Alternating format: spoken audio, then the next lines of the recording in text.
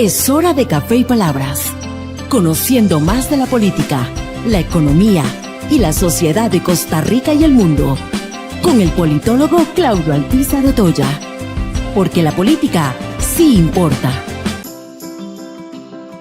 ¿Qué tal, amigos y amigas? Un placer estar con ustedes y poder compartir en su programa temas de la política nacional e internacional, porque la política sí importa, como decimos en nuestro eslogan de Café y Palabras. Quiero invitarles y recordarles que este programa se ve en forma exclusiva en nuestro canal en YouTube. Se busca Café y Palabras y ahí está nuestros programas de presente y del pasado. Yo lo que les recomendaría es que se suscriban, no tiene ningún costo de suscripción y que así pueda estar recibiendo las notificaciones de nuestros nuevos programas y también compartir, inclusive ahí le queda la hemeroteca y usted decidirá si nos quiere oír y escuchar a la hora que siempre salimos, que es a las 10 de la mañana, lunes, miércoles o viernes, o por sus múltiples ocupaciones, oírlo a la hora que usted más le convenga en su horario. Hoy vamos a hablar con Jorge Blanco Roldán, ingeniero eléctrico. Se discute una ley para la apertura del mercado eléctrico aquí en Costa Rica, en nuestra Asamblea Legislativa, y también se discute a nivel internacional la necesidad de nuevas fuentes de energía. Sobre eso vamos a hablar con don Jorge Blanco en la parte importante de nuestro país, pero antes, así pienso. Así pienso, con Claudio Alpizar. En nuestro país hemos marcado mucho una línea hacia las energías limpias. En ocasiones, algunos hemos dudado de que ese era el camino correcto. Sin embargo, el transcurrir del tiempo nos ha dicho que hemos hecho lo correcto y que Costa Rica tiene que seguir pensando en las energías limpias. No vamos a salvar el mundo, pero sí vamos a salvar a los costarricenses y sí vamos a generar una formación crítica, pero sobre todo una formación solidaria en cada uno de nosotros como ciudadanos. La producción energética en nuestro país la hemos tenido siempre en manos del Instituto Costarricense de Electricidad. Ha sido exitoso el instituto, sin la menor duda. Que puedan haber en algún momento aparecido algunas inversiones que se salieron del presupuesto original, sí, eso pasa en lo privado y pasa en lo público. Sin embargo, lo que hay que analizar con frialdad es qué ha representado el Instituto Costarricense de Electricidad en nuestro país. Cuando usted tiene la oportunidad de viajar por todo el país, como lo he hecho yo en los últimos meses, usted encuentra unos postes y un cableado eléctrico en los lugares más recónditos de nuestro país. Todos los costarricenses han podido tener no solo una democracia como sistema, sino también la democratización de servicios como la salud, como la educación y sin duda la electricidad y el Internet. No menospreciemos a aquel que ha hecho bien las cosas. Podemos corregir y mejorarlo. Podemos hacer que el ICE sea más eficiente y más eficaz, pero no es matando a una institución que ha hecho de este país algo exitoso en muchas áreas, como vamos a lograr seguir caminando hacia adelante.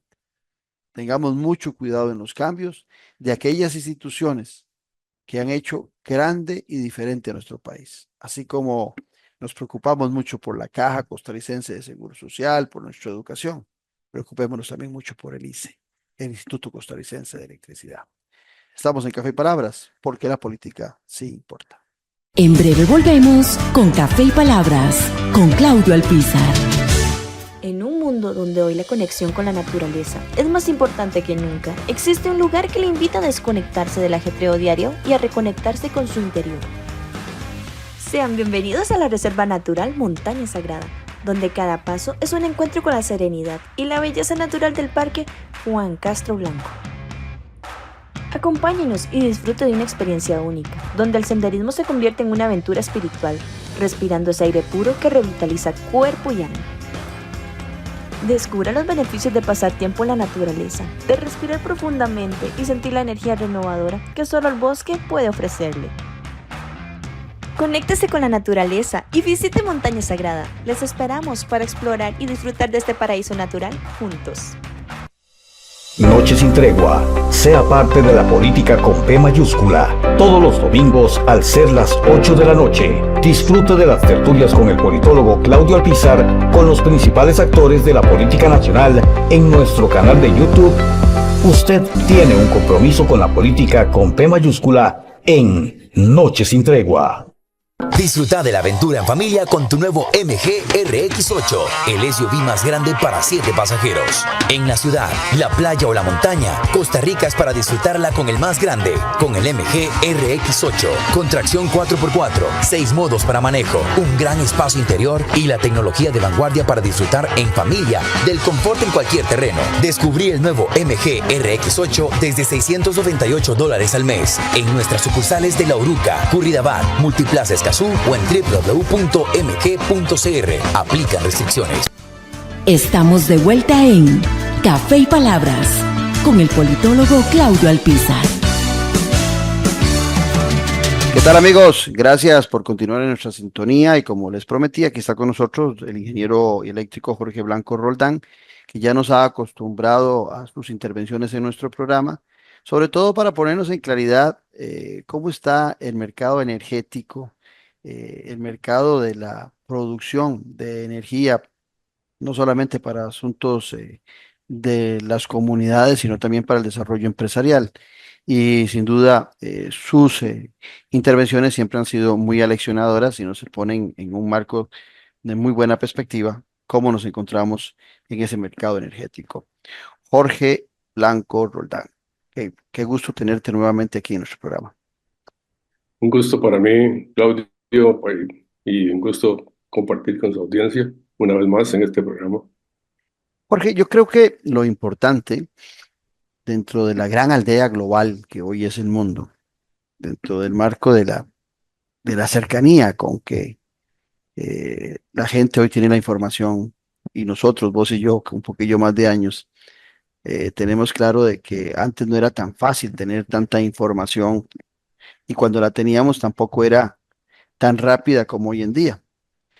También sabemos que la evolución tecnológica en el mundo empieza no solamente a descubrir nuevas formas de producción energética, sino que también empieza a exigir nuevas actividades económicas y también demandas de mayor cantidad de energía. Tal vez sería importante para empezar ubicar a nuestros oyentes y a quienes nos están viendo en ese marco de lo que está pasando en el mundo, cómo está el mercado energético, cuáles son las perspectivas que hay al corto, al mediano, al largo plazo en relación a las necesidades que se van a ir requiriendo y exigiéndole a las comunidades en particular y al mundo en general.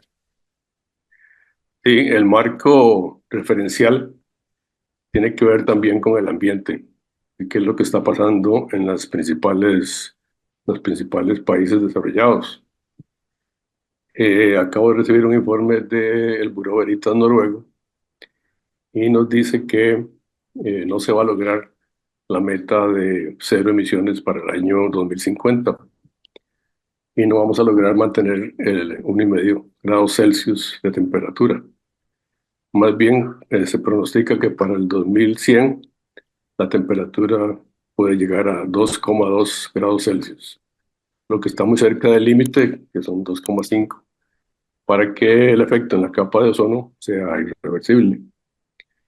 Entonces, parece que no se han logrado los objetivos del Convenio de París. En eso que nos acabas de referir, te interrumpo porque vos sos experto en el tema, pero tal vez para este servidor y para algunos que no dominamos eso, 2 puntos y un poquito nos puede sonar muy poquitillo, como que, ¿verdad? Cuando uno le dice vamos a aumentar el salario 2 algo, y usted, qué poquitillo, no me creció nada el salario. Bueno, ¿qué quieres decir o qué quiere decir ese informe noruego en relación a ese calentamiento? ¿Qué podríamos percibir también? Bueno, ya vos y yo no vamos a estar en este mundo, pero ¿qué podrían percibir las generaciones de 2100 si eso que están diciendo los noruegos en esta investigación se diera? Básicamente se refiere al aumento de la temperatura de la Tierra, ¿verdad? Y eso produce una serie de cambios climáticos. Aquí la discusión está si el cambio climático se está dando de forma natural o si la influencia del consumo de hidrocarburos está incidiendo en que Ujú. se acelere ese aumento de la temperatura. Y entonces permita, digamos, que la capa de ozono se deteriore y que haya más radiación ultravioleta y que haya cambios importantes de temperatura en diferentes zonas de la Tierra. Por ejemplo, el de hielo en los polos o lo que se conoce como el permafrost, que son partes de estepas que están cubiertas de hielo y que se empiezan a derretir. En realidad, el cambio climático está ocurriendo. Ahora, ¿qué tanta incidencia tiene el efecto antropogénico en ese cambio? Es lo que se está tratando de revertir y por lo tanto se quiere, digamos que, reducir el consumo de hidrocarburos, de petróleo y de gas natural, que el gas natural es un energético de transición, pero hemos llegado a un consumo diario de 100 millones de barriles por día de petróleo. O sea, seguimos subiendo en el consumo de petróleo y en la producción. Y básicamente ahora tenemos la intervención de Estados Unidos, de Canadá y de Brasil en ese aumento tan importante. Ya no solamente la OPEP. En ese consumo del petróleo, también nosotros, los simples mortales, tenemos una gran responsabilidad. Yo en ocasiones le digo, trayendo el tema un poquito a tierra nuestra, les digo yo a mis hijas que seguramente los años de vida que me quedan, mis automóviles seguirán siendo de gasolina, que yo no me veo todavía en un carro eléctrico y sobre todo lo planteo desde la poca infraestructura que tenemos para cargar los carros eléctricos en las vías públicas, en las gasolineras y que dentro de ese marco a uno le pueden decir perfectamente que le va a durar 7 horas la carga, pero en muchas ocasiones esas cargas rinden en la medida que uno vaya con una buena circulación, pero en Costa Rica donde de repente hay un derrumbe, donde de repente se te puede dar la posibilidad de una gran presa y se consume mucho tiempo. Algunos pensamos que todavía la infraestructura en Costa Rica y en otras latitudes no está para esa movilidad eléctrica. Y te hago la consulta porque comprendo, como vos lo estás diciendo, que el consumo de petróleo sigue siendo muy grande en el mundo, pero en el caso particular de Costa Rica, el consumo de petróleo está muy concentrado, los derivados del petróleo están muy concentrados en las flotillas vehiculares, desde el transporte público hasta el transporte de las personas en su particular. ¿Qué análisis haces de eso, de ese giro hacia lo eléctrico, de la necesidad también de infraestructura para poder dar ese giro en el caso del transporte? eh, Ejemplos de otras latitudes y el caso de nuestro país. Sí, es interesante ver que los esfuerzos que se hacen por electrificar el transporte son muy importantes y también de investigar el hidrógeno, ¿verdad? Eh, la investigación en vehículos eléctricos de transporte básicamente la lidera China, ¿verdad? Ujú, Y ya vimos cómo en la Comunidad Económica Europea le quieren poner aranceles a los vehículos eléctricos chinos para que no compita con los fabricados en Europa, ujú, aunque Alemania se opone a eso. Pero esos esfuerzos, digamos que tendrían que triplicarse para lograr el objetivo de no aumentar la temperatura de la Tierra en esas cantidades. Y los esfuerzos, digamos, de los gobiernos, dice el informe, que se están dirigiendo hacia la seguridad, digamos, hacia la criminalidad, hacia la parte económica y hacia la parte de empleo. Y se han olvidado, digamos, los postulados del Acuerdo de París. ujú, Tal es así que, bueno, China, que es el mayor consumidor de carbón mineral del mundo, ¿verdad? El carbón mineral más el gas natural más el petróleo significan como el 60% de la producción de electricidad en el mundo. ujú, Y solo un 30% es renovable, 15% de fuentes nuevas y 15% de hidroelectricidad. Entonces, el carbón sigue dominando la escena de la electrificación en el mundo. Ahora, desde el punto de vista del uso, usted mencionaba que Costa Rica está muy ligado, digamos, el consumo de petróleo al transporte. Aquí no estamos consumiendo carbón mineral, ¿verdad? Aunque en un ujú, momento hubo una instancia ahí en Send, en Bolivia, para explotar carbón mineral, no se dio. Pero ahora ya no hay otro actor, que es el ICE, Ujú, ¿verdad? El ICE este año lleva comprados a Recope como 2,5 millones de barriles de diésel y búnker. O sea, ujú. si el consumo nacional anda alrededor de 21 millones de barriles al año, el ICE ahora está haciendo que eso crezca a 23 millones de barriles al año. O sea, está también consumiendo. Ese es un aspecto, digamos que interesante, que uno puede decir cuando se genera electricidad con hidrocarburos. Y yo tengo la introducción de vehículos eléctricos. Ujú, En realidad, esos vehículos eléctricos están consumiendo electricidad producida por diésel y búnker, correcto. ¿verdad? Entonces, hay una dicotomía termodinámica ahí, ¿verdad? O sea, como los vehículos eléctricos entran de últimos en la curva de demanda, están Ujú, arriba de la curva de demanda, y esa electricidad se está produciendo con hidrocarburos en una época del año, ¿verdad? Eso ujú. también debido al fenómeno del niño. Pero en son de broma, bueno, yo le digo a mis amigos que tienen vehículos eléctricos y están usando ineficientemente la electricidad. En lugar de ponerle combustible directamente al vehículo, están generando electricidad con combustibles, pasándolo por la red eléctrica y teniendo un montón de pérdidas para luego usarlo en el vehículo. Pero en eso que decís, en esa contradicción, también me haces pensar en la contradicción que es la República Popular China. Es la mayor productora de vehículos eléctricos y lo estamos viendo acá en Costa Rica, ¿verdad? La gran cantidad de vehículos eléctricos chinos que vemos circulando, pero también es la que consume más carbono y también es la que compra, es Eh, una de las naciones que compra más petróleo para sus derivados. Entonces también, en alguna medida, y si no me equivoco, me corregís, en el Acuerdo de París no lo firmaron. O sea, por un lado, yo creo que lo que tienen es como una visión de explotar un mercado que se hace muy atractivo, que se hace eh, muy por decirlo de alguna forma, en estos momentos, ¿verdad? Muy inclusivo tener carros eléctricos, pero en el fondo los chinos siguen produciendo en sus fábricas y en su comercio en general a razón de energías no limpias. Sí, no, ¿verdad? Porque China es el mayor productor de energía renovable del mundo. O sea que están haciendo esfuerzos Ujú, importantes para hacer un cambio hacia energías renovables, ¿verdad? A pesar de que utilizan mucho carbón, ¿verdad? El 50% del carbón mineral del mundo se consume en China, ¿verdad? Entonces, pero también la mayor cantidad de energía renovable se produce en China y la mayor investigación tecnológica y de aplicación de tecnología está en China. O sea que al principio no concordaba mucho con el Acuerdo de París, pero después sí, digamos, tienen esa tendencia a hacerlo. La próxima reunión de las partes va a ser en Bakú, en Azerbaiyán, ujú. a finales de noviembre, la COP29, para ver esta parte del cumplimiento de las metas para la reducción del aumento de la temperatura en la Tierra. Pero China es un actor importantísimo, también Estados Unidos, ¿verdad? Porque de las emisiones que hay desde el punto de vista energético, 40.000 millones de toneladas de CO2 Ujú. en el mundo. China tiene la tercera parte. Y los otros importantes son Estados Unidos, India y Japón.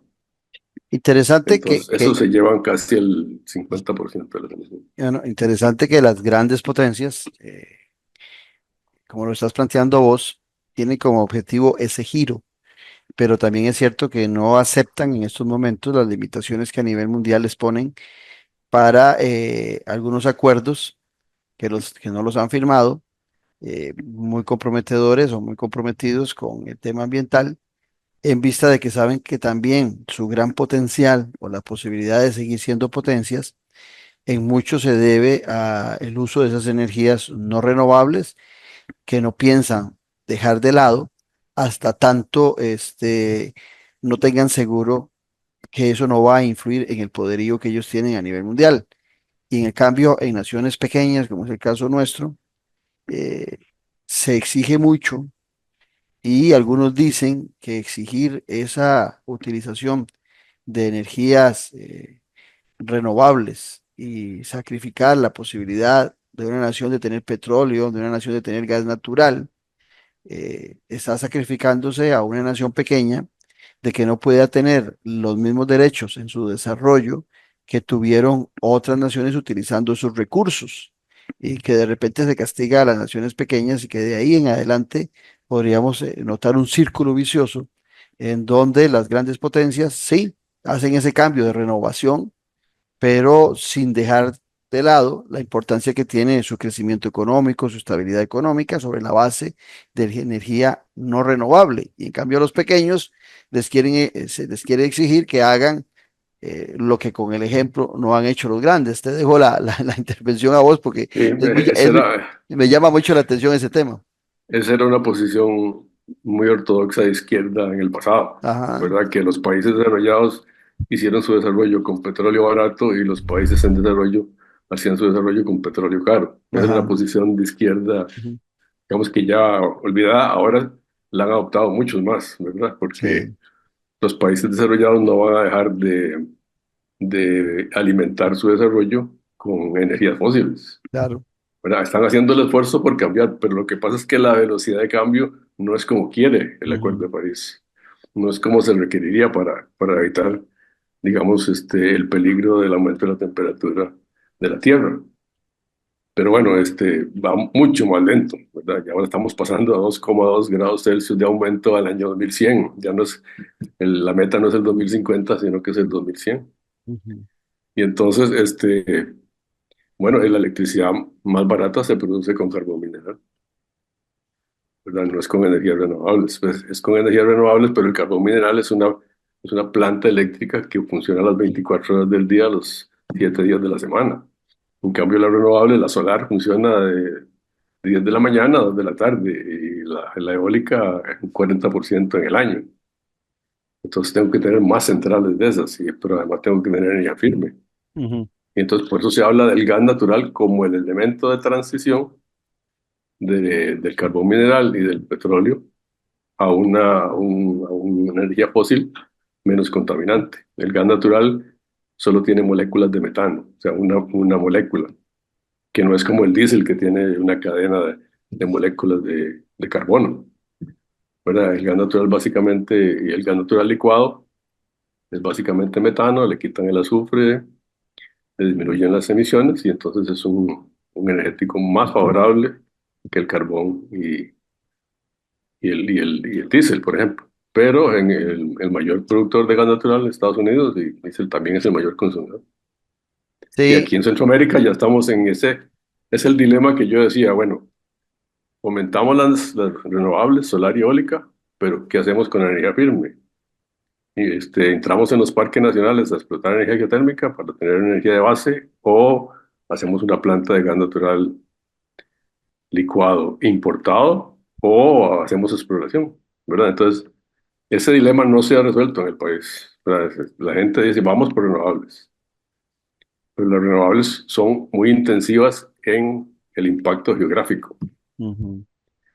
Las no renovables son más intensivas en la emisión de gases de efecto invernadero. Interesante eso que estás planteando y creo que deberíamos detenernos un poquito ahí.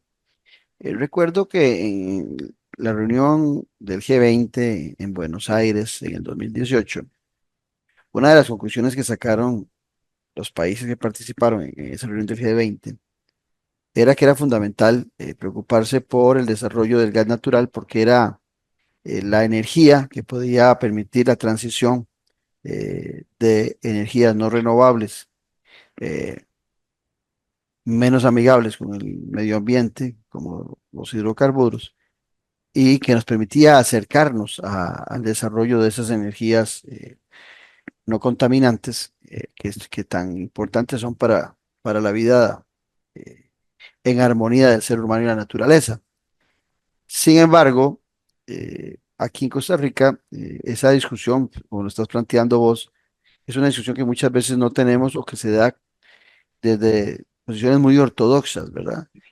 Me gustaría oír tu opinión porque aparte de que conoces muy bien los temas, que conoces muy bien por tu paso por la ARECEP, cómo se calcula los costos y el valor de los servicios públicos en el área energética, también tenés claro por tu conocimiento y por tu paso por Recope de el consumo que representa el diésel, el búnker, la gasolina y demás derivados en nuestro país. Entonces me gustaría que nos hicieras una ampliación de eso que acabas de decir, que me parece básico en esta conversación, ¿verdad? De cómo eh, esas energías, como nombraste antes vos también el hidrógeno, y ahora estás nombrando el gas natural, nos tienen en un debate, pero es un debate entre ortodoxos, llamo yo, que no quieren ceder unos a otros y que no está sustentado en acciones. Seguimos siendo productores de energía a través del agua,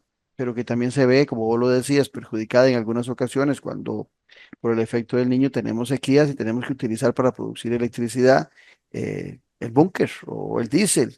Y eso ya, nuestra matriz energética ya no es tan limpia como en muchas ocasiones presumimos y ocuparíamos tener otras alternativas. Me gustaría oírte en ese tema para que nos ilustres al respecto. Sí, bueno, pasando a Costa Rica, yo pienso que hay un dilema ambiental, ¿verdad? Los desarrollos eólicos y solares, digamos, un megavatio solar o eólico ocupa 2 hectáreas, 2 hectáreas y media de terreno plano, ¿verdad? Sin vegetación.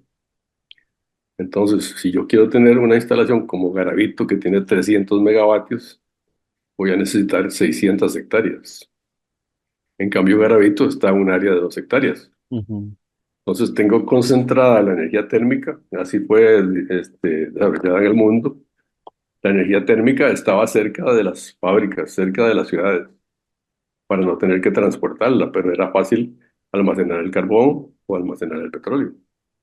En las renovables tengo que ir a donde hay potencial eólico en Guanacaste, donde hay potencial eólico solar en Guanacaste, pero son muy extensivas. Entonces viene la dicotomía de ¿qué protejo?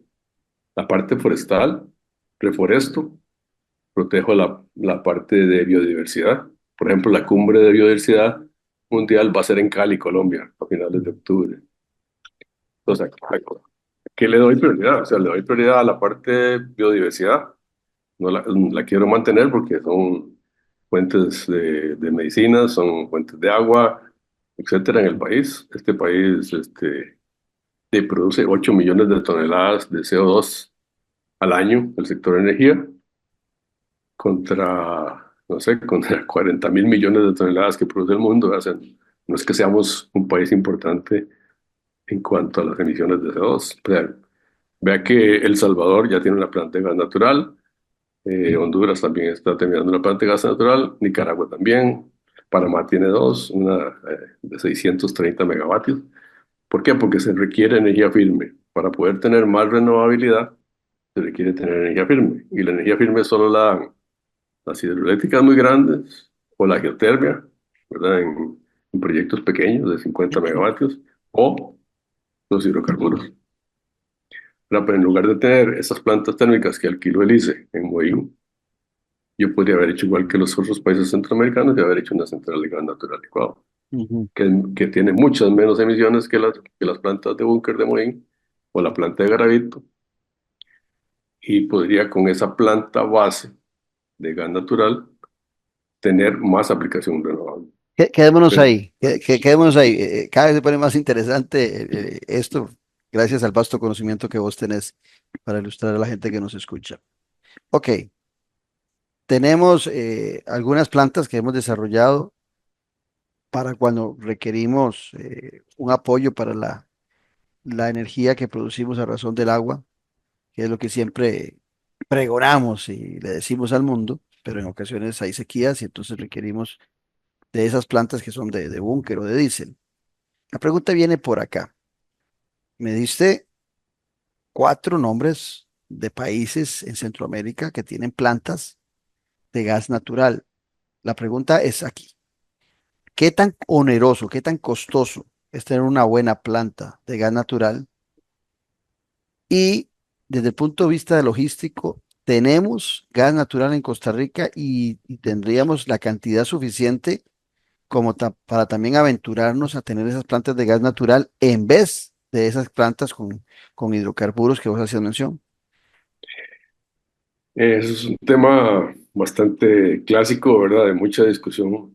Yo no me quisiera meter a discutir con los que dicen que tenemos gas natural suficiente, pero sí quiero decirle que desde el punto de vista oficial no existe ningún registro de ni siquiera de 1 metro cúbico de gas natural de Mm, reserva aprobada en el país. ok. ¿Qué quiero decir con eso? O sea, las reservas se clasifican en potencial, reservas probables, reservas posibles, reservas probadas. Hay que recorrer ese camino. Para recorrer ese camino hay que explorar. Y la exploración es, bueno, aunque sea ambientalmente amigable, siempre es invasiva y además es muy costosa. No puede ser hecha por cualquier empresa. Aquí lo que vienen son brokers, o sea, no son Ujú. empresas directamente principales, sino que son agentes que venden sus derechos. Ya eso lo vimos en el pasado. Pero sí es importante, bueno, tenemos un potencial, hay que explotarlo. Está bien, vamos a explotarlo y a explorarlo. Pero, por ejemplo, la ley de hidrocarburos, en la que yo participé en los años 70, dice que si Costa Rica quiere consumir petróleo del que están explotando las empresas petroleras en Costa Rica, tiene que pagarlo a precios internacionales. Ujú. Entonces hay muchas cosas escondidas ahí. No es que simplemente yo exploro, encuentro gas natural y tengo gas natural barato. No, depende del contrato que haga. Ujú. Depende de cómo se va a explorar y cómo se va a explotar ese gas. Porque ese gas, de la empresa que viene, invierte en pozos de exploración y en pozos de explotación, y va a tener los derechos adquiridos, ¿verdad? Va a tratar ahí de mejorar las condiciones socioeconómicas de las zonas, de las zonas donde está, de los pueblos donde está. Ujú. Pero en la ley o en donde sea, habría que poner específicamente cuál es la porción del país y a qué precio la compra.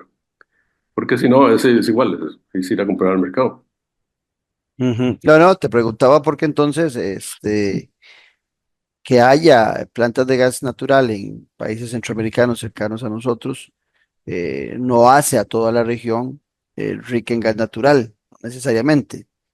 Y por otro lado, mm, me gustaría saber también, esa exploración y esa explotación puede ser que lleve muchos años y la urgencia de nuestras soluciones energéticas es ahora.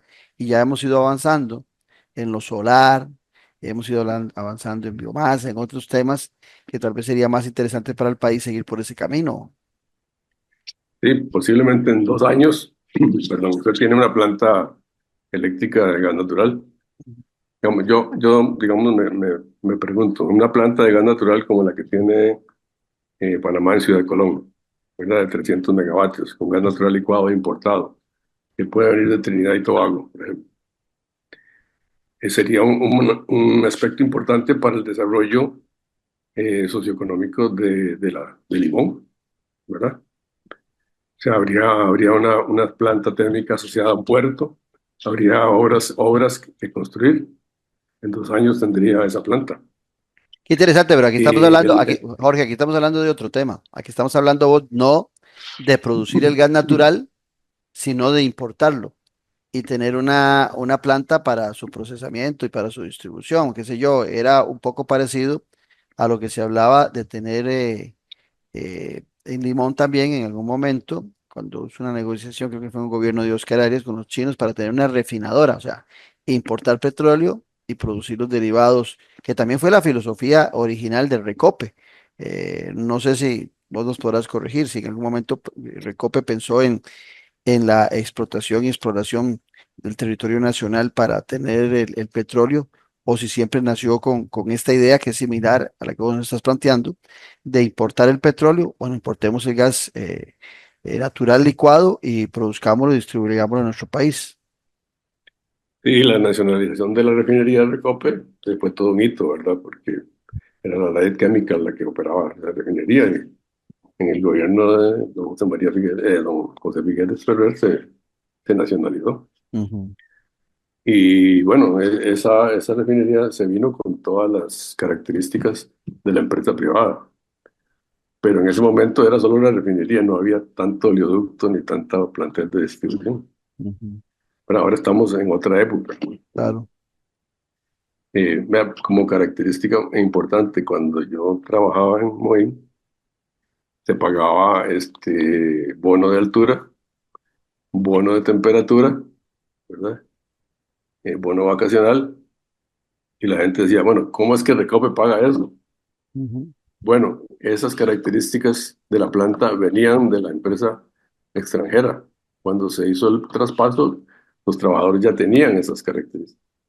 Entonces no es que una empresa del Estado dio esas ventajas.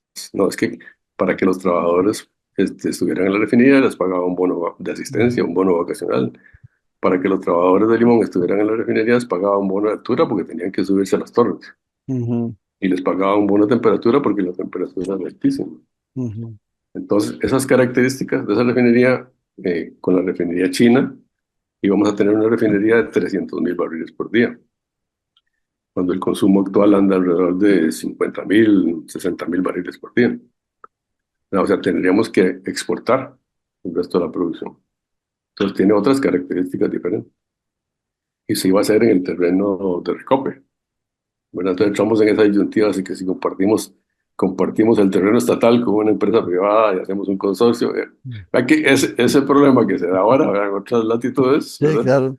Se daba en ese momento cuando se hablaba de la refinería de China, porque había que permitirle al consorcio chino-costarricense invertir en terrenos de Recope. Antes de ir al corte comercial, Jorge, nosotros no tenemos inconveniente en que se importe, o sea, nuestra legislación en que la gente puede importar gas natural licuado. El que consume normalmente la gente es el gas Es derivado licuado de petróleo. exactamente, el licuado del petróleo. Aquí estamos hablando de un gas natural. El que tienen en las casas, el que tienen en los restaurantes y en muchas otras fábricas y demás es gas derivado del petróleo. Nosotros estamos importando, ¿hay alguien en el país que importe gas natural y que tenga su actividad económica sobre la base del gas natural? Esa es la primera pregunta. Y segunda pregunta, para importarlo en nuestro país requeriremos una infraestructura que hoy no tenemos y quisiéramos importarlo en gran cantidad. Sí, en realidad el gas natural se almacena a muy baja temperatura, menos 160 grados Celsius, en Ujú. tanques criogénicos. Entonces, por eso le decía el ejemplo de la planta de gas natural de Colón, porque ahí también hay distribución. En tanques Ujú. criogénicos se lleva a las industrias y se lleva a las casas, pero es muy caro venir desde Colón hasta Costa Rica con un cisterna criogénico para vender gas natural. Eso es posible. En este momento el gas natural no está limitado al monopolio, digamos, de los hidrocarburos que tiene Recope, ¿verdad? Ujú. Pero, o sea, solo es rentable en ciertas cantidades. Entonces, aunque el mercado, digamos, de la frontera está ahí, no hay nadie que venga con un tanque criogénico desde la ciudad de Colón hasta la frontera sur, 500 kilómetros, a competir con Recope, con el gas licuado de petróleo. Ujú. Esa es una característica importante. Las centrales eléctricas tienen que ser de cierta dimensión, 300 megavatios, digamos que es el tamaño mínimo para que sea rentable. Entonces, hay distribución de gas en tanques criogénicos para industrias en Panamá y para distribución, pero tiene que estar cerca de la central. Estamos conversando con Jorge Blanco Roldán, ingeniero eléctrico, y estamos hablando de eh, la producción y la situación energética del mundo y, por supuesto, en esa gran aldea global de nuestro país. Vamos a un corte comercial aquí porque la política sí importa. En breve volvemos con Café y Palabras con Claudio Alpizar. En un mundo donde hoy la conexión con la naturaleza es más importante que nunca, existe un lugar que le invita a desconectarse del ajetreo diario y a reconectarse con su interior. Sean bienvenidos a la Reserva Natural Montaña Sagrada, donde cada paso es un encuentro con la serenidad y la belleza natural del Parque Juan Castro Blanco. Acompáñenos y disfrute de una experiencia única, donde el senderismo se convierte en una aventura espiritual, respirando ese aire puro que revitaliza cuerpo y alma. Descubra los beneficios de pasar tiempo en la naturaleza, de respirar profundamente y sentir la energía renovadora que solo el bosque puede ofrecerle. Conéctese con la naturaleza y visite Montaña Sagrada. Les esperamos para explorar y disfrutar de este paraíso natural juntos. Noche sin tregua. Sea parte de la política con P mayúscula. Todos los domingos al ser las 8 de la noche. Disfrute de las tertulias con el politólogo Claudio Alpizar con los principales actores de la política nacional en nuestro canal de YouTube. Usted tiene un compromiso con la política con P mayúscula en Noche sin tregua. Disfruta de la aventura en familia con tu nuevo MG RX8, el SUV más grande para 7 pasajeros. En la ciudad, la playa o la montaña, Costa Rica es para disfrutarla con el más grande, con el MG RX8, con tracción 4x4, 6 modos para manejo, un gran espacio interior y la tecnología de vanguardia para disfrutar en familia del confort en cualquier terreno. Descubrí el nuevo MG RX8 desde $698 al mes en nuestras sucursales de La Uruca, Curridabat, Multiplaza Escazú o en www.mg.cr. Aplican restricciones. Estamos de vuelta en Café y Palabras con el politólogo Claudio Alpizar. Continuamos en nuestra conversación con el ingeniero eléctrico Jorge Blanco Roldán. Y ahora, Jorge, te quisiera llevar más al campo nacional. Al final de cuentas es el mundo en que vivimos y es el escenario que más nos preocupa a todos. ¿Cómo ves la situación energética de nuestro país? Sin energía, pretender traer empresas que vengan a producir microchips en Costa Rica es una barrera. O sea, podemos soñar con tener inversión privada extranjera dedicada a temas extraordinarios de tecnología produciendo aquí en nuestro país. Podríamos pensar en fábricas automotrices que las invitemos a venir a Costa Rica para que produzcan aquí sus vehículos eléctricos. Podemos hablar de la cercanía con Estados Unidos, y es lo que hoy anda buscando el mercado norteamericano, ya que quiere mayor cercanía para sus negocios y Costa Rica está muy cerca. Lo mismo con Canadá. Podemos hablar de todo eso, pero si no tenemos una buena matriz energética que pueda suplir a todos estos inversores en nuestro país, pues todo lo que estamos hablando son puros sueños y pura paja, diría la gente popularmente. Entonces, por acá la pregunta, ¿cómo está nuestro mercado energético? ¿Qué tan rentable es no solamente para el ciudadano, sino para esa inversión privada, nacional y extranjera de nuevas actividades económicas y la generación de empleo, que es lo importante? ¿Y qué tanta relación hay de esa situación con esta nueva ley o con esta ley que se quiere aprobar para abrir el mercado energético que está hoy prácticamente en manos del ICE? Aquí tuvimos una conversación con Gustavo Ortiz, que estaba muy, muy enamorado de esa idea. Ayer el domingo, en Noche sin Tregua, Carlos Manuel Echeverría hablaba de la necesidad de que el mercado energético funcione como los bancos, que hay bancos privados y estatales, como la salud, que hay hospitales privados y hospitales públicos, como la educación, que pues sucede igual. ¿Cuál es la opinión de Jorge Blanco? Primero, ¿cómo está ese mercado? Y segundo, ¿cuál es tu opinión en relación hacia dónde deberíamos caminar en esa apertura o no apertura del mercado energético de nuestro país? Y se dice que hay muchos potenciales inversionistas que quieren venir al país a tener su sello renovable en sus productos, ¿verdad? Entonces, hay dos cosas importantes. Uno, que esos inversionistas quieren venir porque quieren poner en su producto hecho en Costa Rica con energía renovable. Ujú. Eso es lo que los hace más competitivos, dicen ellos. Y en segundo lugar, que quieren un precio que sea competitivo, o sea, que sea bajo. Ujú. En Costa Rica el mercado está básicamente dividido en el sector residencial, que tiene como un 40% del consumo, el sector comercial, que tiene como un 38%, y el sector industrial, que tiene como un 20%. Entonces, no es el sector industrial el que consume más electricidad en el país, pero digamos que sí es el que da mayor empleo. Digamos que el régimen especial, que es el régimen de zonas francas, crece de forma importante. En estos meses incluso está creciendo más que el año pasado. Ujú. El régimen definitivo, que es el, digamos, en manufactura, que son las empresas nacionales, no crece tanto, porque ya no se establecen más industrias nacionales, ¿verdad? Importantes en el consumo de energía. Entonces, bueno, aquí también hay otra dicotomía, que es primero, hago las centrales eléctricas para tener energía disponible, o las empresas vienen y luego hago las centrales, ¿verdad? Entonces, Ujú, en este caso, yo puedo hacer una central como de X, ¿verdad? Con 600 megavatios. Pero entonces tengo un dinero enterrado ahí que no estoy utilizando. Es que el asunto es básicamente de la factibilidad de esa inversión extranjera y de la factibilidad de proporcionar esa energía barata.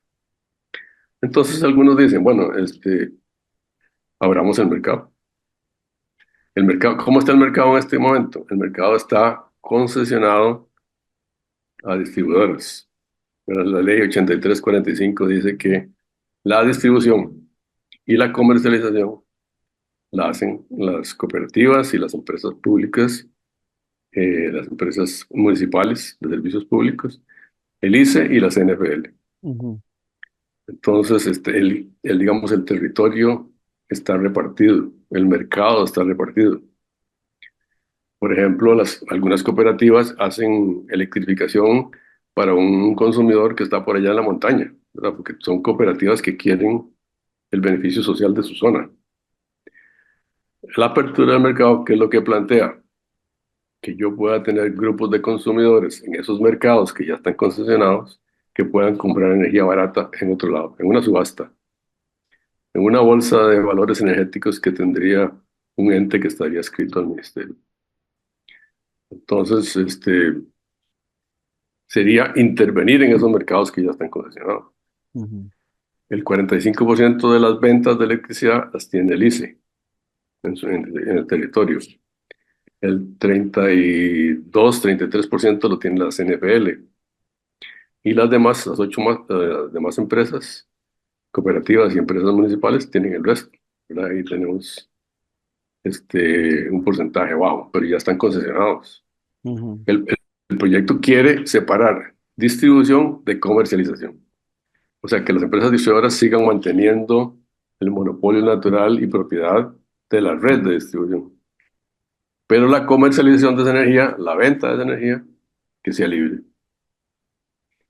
Bueno, entonces estamos incidiendo en los mercados que ya están concesionados. Ahora, ¿qué van a hacer esas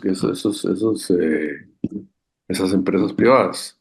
Van a ir a comprar energía a una bolsa de energía que tendría el ministerio para venderle a consumidores que ya están en un mercado concesionado. ujú. Entonces, me parece que no debemos producir ese desorden.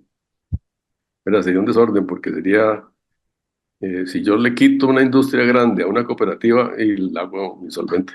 Lo matás. ¿Sí? Entonces, desde el punto de vista del mercado, el mercado está repartido, está funcionando bien. De los precios son los precios que tiene una cooperativa, porque además de sus actividades tiene una actividad social, ¿verdad? Ujú, El ICE también y la CNPL también. Entonces, lo que se está planteando es intervenir en esos mercados. Y yo no estoy muy seguro que esa intervención sea positiva y que vaya a bajar los precios. Va a bajar los precios para unos, pero va a subir los precios para otros, ¿verdad? Porque un industrial que esté en la zona de concesión del ICE y le quiere comprar a Copelesca la energía, le va a poder comprar, tal vez, o a un generador privado. Se pueden hacer proyectos privados, entonces ujú. proyectos privados ligados con industrias. Nada más pago un peaje y a través de ese peaje yo le vendo energía, no sé, barata, eólica, a un industrial y tiene más barato Y, a una zona franca. y esos precios, en caso de que sucediera eso que se está planteando en la ley, de la posibilidad de abrir el mercado para la comercialización de la energía eléctrica, ¿estarían a la libre esos precios? ¿Alguien controlaría esos precios? No, serían libres. Básicamente se mantiene el monopolio de la distribución, ya que las distribuidoras actuales tienen la propiedad de esa red de distribución, les dan mantenimiento, las pueden extender. Se mantiene el monopolio de la transmisión, pero se libera la generación y se libera la comercialización. O sea, los dos extremos. O sea, Pues el ICE sigue manteniendo la red de transmisión. eso te iba a El decir. proyecto dice que tiene que constituir una empresa con contabilidad separada para tener la transmisión. Se va a alimentar de peajes. O sea, de la energía que pasa por ahí va a cobrar un peaje y así va a mantener la red de transmisión. Y las distribuidoras también. Pero en el mercado final van a competir con otros comercializadores. Como hay en Chile. En Chile hay empresas que en la que yo estoy en una urbanización y viene un agente y me dice, le vendo la energía tanto, y le compro eso. Que es virtual, ¿verdad? O sea, la energía pasa por las mismas redes, pero la compra es virtual. Y esa energía me pertenece a mí y yo simplemente le pago un peaje a la distribuidora para que se la venda a usted. Ok, ok. Vamos a ver si te comprendo bien. Se libera la comercialización y la producción, pero la transmisión, o sea, la electricidad que llega aquí donde estoy yo a mi casa, siempre va a ser a través de toda la infraestructura desarrollada por décadas por el ICE. Y estas empresas que van a vender y producir electricidad, le van a pagar un canon, un peaje por utilizar esa infraestructura que seguirá siendo responsabilidad del ICE, tanto la actual como su renovación y su actualización para la comercialización de esos productores y de esos comercializadores privados. ¿Estoy en lo correcto? ¿Te entendí bien? Exacto, entonces la formación de precios, la transmisión sigue siendo un servicio público, Ujú, con una tarifa de peaje fijada por la reserva. Y la distribución, las redes pequeñas de distribución, siguen siendo un servicio público con una tarifa de peaje fijada por la reserva. La comercialización se libera y tiene un precio libre. Y la generación se libera y tiene un precio de venta libre. Entonces, el ente, digamos, que va a formar el MINAE, que se llama el ECOSEN, va a ser un ente que subasta cantidades de energía. Hoy tengo excedente, entonces se lo vendo a tal a través de la red, simplemente pago un peaje y se lo vendo a este. Mañana una industria necesita energía, entonces se la compra a alguien que está ubicado, no sé, en Guanacaste, con una central privada y se la vende y se la compra. O sea, ujú, como una bolsa de valores, ¿verdad? De ujú. energía. Pero además hay subastas de capacidad. O sea, para hacer crecer el sistema, ese ente Ecosen va a hacer subastas para instalar proyectos. Y aquí lo interesante es que se pierde, digamos, lo que ha hecho el ICE, que es un portafolio de proyectos con factibilidad estudiada y con estudio de impacto ambiental aprobado. Lo que va a hacer ese ente es decir, bueno, de aquí al 2050 yo necesito aumentar 3.000 megavatios. A ver, en bloques, ¿quién me ofrece centrales eléctricas para suministrarme esos 3.000 megavatios? Ujú. Puede ser el ICE o puede ser un privado. Y ya no tendría ninguna objeción, excepto que cumpla con las características que le pide el MINAE. Esta es una pregunta comprometedora. ¿Y qué decisión tomaría el experto, el conocedor, el ingeniero eléctrico? ¿Qué haría Jorge Blanco Roldán si le tocara tomar esa decisión sobre ese proyecto de ley, sobre la producción, distribución y transmisión de la energía en nuestro país? ¿Qué haría Jorge? En un mercado tan pequeño como este, yo mantendría la concesión de distribución y comercialización en las empresas distribuidoras que están, Ujú, ¿verdad? Desde el punto de vista de la generación, podría extender un poco más la ley de generación privada, la ley 7200, para que hagan proyectos un poquito más grandes o para que hagan más proyectos, de tal manera que la participación de la empresa privada es importante, ¿verdad? Porque invierte, se supone que invierte dinero fresco, ¿verdad? Aunque a veces lo ujú. van a buscar al sistema bancario nacional. Sí, Entonces parece ser como que me saco la bolsa, la traigo en una bolsa y me la meto en otra. Pero bueno, sí. digamos que es inversión privada, con un riesgo privado, ¿verdad? Y ya Ahí no sí, tendríamos los problemas de reventazón, ni los problemas etcétera, ¿verdad? Si el proyecto falla, es privado y bueno, aunque usted sabe que ahí hay seguros, hay un montón de cosas, ¿verdad? sí. Que, que caracterizan esas ¿Y inversiones. y cuál es la justificación que han dado? Ya casi se nos va el programa, nos queda un par de minutos. ¿Cuál es la justificación que han dado esos interesados en abrir el mercado? Eso es lo más Por- importante, por- que porque, la justifica. porque vos dijiste hace un ratito que no veías la posibilidad de que el costo para los consumidores nos baje. Esa es la cosa más importante, porque la justificación de ese proyecto es que los precios van a bajar. Y yo no sé, o sea, no hay ejemplos de que los precios hayan bajado, porque Guatemala, que está más abierto que eso, los precios son más altos que en Costa Rica. Ujú. Y no sé cómo teóricamente usted puede decir que porque hay más competencia, los precios bajan. Es un postulado teórico, ¿verdad? Si la oferta aumenta, los precios van a bajar, pero no necesariamente se va a dar, ¿verdad? No necesariamente van a venir gran cantidad de empresas a Podre- hacer proyectos eléctricos. Voy a poner un ejemplo muy sencillo. Podría pasarnos muy similar a la ruta del arroz que nos dijeron, Eh, porque siempre es la justificante para quitar algunas prerrogativas estatales. Siempre es que es más barato importar, es que es más, va a bajar de precio, es más barato producir, es más barato abrir el mercado y al final de cuentas, en muchos casos, todo queda igual, sino es peor. que este es un país muy pequeño, es un mercado muy pequeño, no se pueden hacer, digamos, lucubraciones económicas de mercado grande, ¿verdad? En un mercado Ujú, grande puede ser, pero en este mercado tan pequeño, para que eso que se está planteando se dé, van a pasar años y años y años, y lo que necesitamos es ya.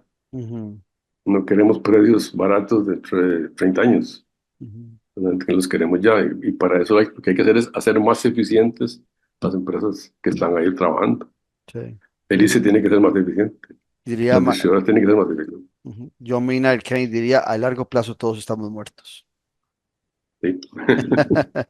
Bueno, Jorge, como siempre, agradecerte la gentileza de atendernos y de compartir tu conocimiento con nuestros televidentes y oyentes. Muchas gracias.